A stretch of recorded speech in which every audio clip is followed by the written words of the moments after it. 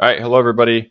We're going to go ahead and get started. This will be our last topic in water pollution, and we're going to be talking about the development of lakes, how they kind of respond to different nutrient levels. We talked about this a little bit in Unit 4 when we talked about, Unit 5 when we talked about fertilizers and this idea of eutrophication. So we're going to get a little more into that today, kind of recover some of the main topics there. What are the sources of nutrient pollution, and how do they kind of impact biodiversity? So when we talk about naturally forming lakes and natural systems that feed nutrients into lakes, like biogeochemical cycles, th- I'm sorry if you hear any meowing. That's my cat. He's being hungry.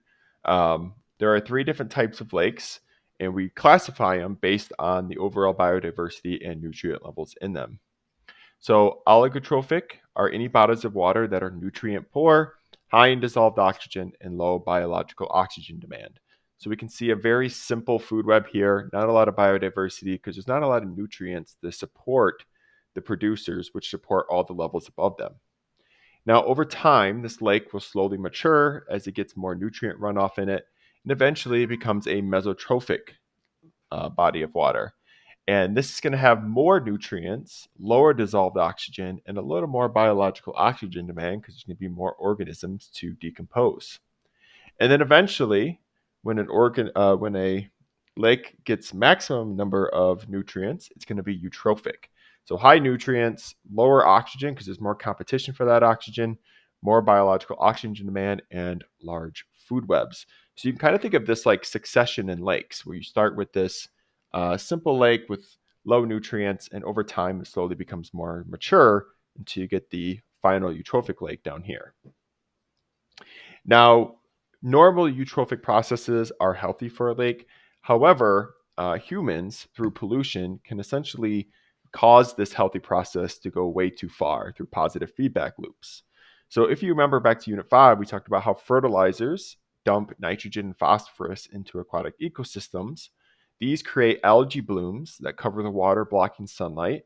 The algae dies, and decomposers that use oxygen break down those algae. Then those decomposers use up all the oxygen, which essentially decreases the level of oxygen in the aquatic ecosystems, which causes aquatic organisms to either migrate or die. This leads to more decomposition, which leads to more death, and you kind of get this positive feedback loop where these large algae blooms result in dead zones, which you kind of see here. So large areas with low oxygen where organisms can't survive. Now, this image here shows some of the major sources of nitrogen and phosphorus. Now, we did talk about it from a fertilizer standpoint in Unit 5, but we also need to think about things like CAFOs, so animal waste from CAFOs, and then sewage treatment plants can also dump excess nutrients as well. So you can kind of see a nice image here that shows all these different levels. Now, earlier this unit, we did talk about some of the solutions to these things like riparian zones and containment ponds, so please keep those in mind going forward. Now, when an area of water is low oxygen, we do refer to it as hypoxic. So please be familiar with that word, as you might see that in future questions. So when you have extreme hypoxic water, this is when you start to get dead zones. So when you start to get to anywhere between 3 to 5 parts per million, this is usually when organisms start to die or migrate away, leading to a massive drop in biodiversity. All right, so that's going to lead us to our FRQ today. So you have this image here to the right, and it says, make a claim about which state's fishing industry likely had lower than average profits in summer 2021. So make sure you use the map there for that. And then justify this claim using the evidence from the map. So that's going to be it for today, and I will see you all tomorrow.